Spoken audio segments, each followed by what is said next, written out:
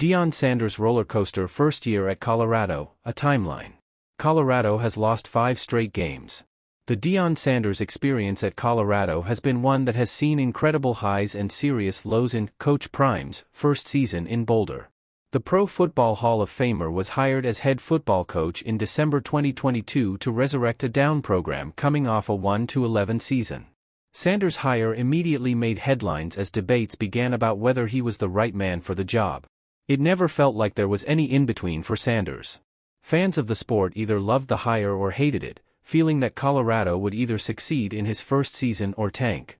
In reality, it's been a successful yet disappointing season for Sanders as he looks to make his mark on a Power 5 program. December 2022, Sanders' first team meeting goes viral.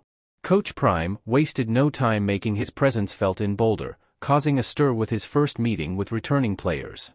Sanders was direct, telling them to get ready to go ahead and jump in that transfer portal as he was bringing players with him from Jackson State University. It was a sign of what was to come at Colorado as Sanders kicked off the greatest flip of a roster that college football has ever seen. December 2022, Sanders lands son, number 1 overall prospect of 2022 class.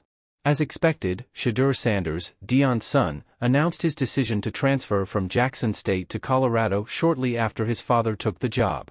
After landing Shedeur, Sanders convinced the number 1 recruit in the 2022 class to follow him to Colorado as Travis Hunter joined Sanders in Boulder. Both were big pickups for Sanders as he looked to infuse his roster with talent. February 2023, Sanders makes splash with first recruiting class. The impact of Sanders as head coach was felt immediately in Boulder. On National Signing Day, Sanders pulled in the 21st ranked class and a top 5 transfer portal class, according to 247 Sports. Sanders signed 2 5-star recruits, a first in the history of the program. For comparison, the Buffs had the 58th ranked class in 2022. "We're not recruiting just no ordinary Tom, Dick and Harry," Sanders said. "We recruited some guys that can light up the scoreboard and prevent touchdowns from occurring. We're coming. We're serious about that. Hope is in the house. Hope is in the air. Hope is in the city. Hope is in the community." February 2023, Sanders' comments on recruiting at Super Bowl caused controversy.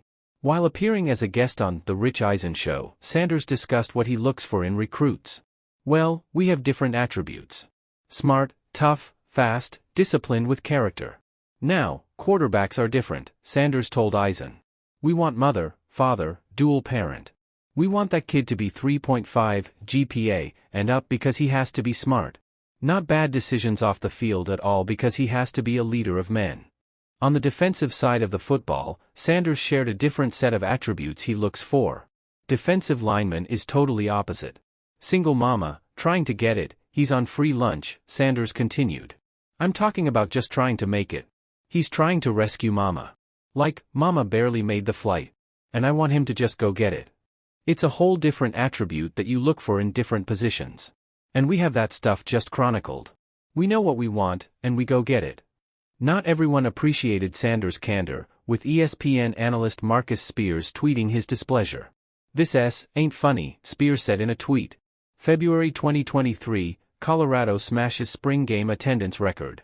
The Buffs sold more than 30,000 tickets to Sanders' first spring game, with the previous record for attendance in 2008 when 17,800 fans showed up, according to the Denver Post. Sanders' arrival brought energy to a program that had been down for years. April 2023, 18 players entered transfer portal after spring game.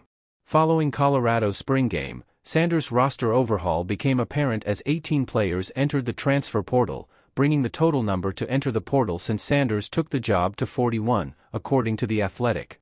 "You all know that we're going to move on from some of the team members, and we're going to reload and get some kids that we really identify with," Sanders said after the spring game. "So, this process is going to be quick, it's going to be fast, but we're going to get it done."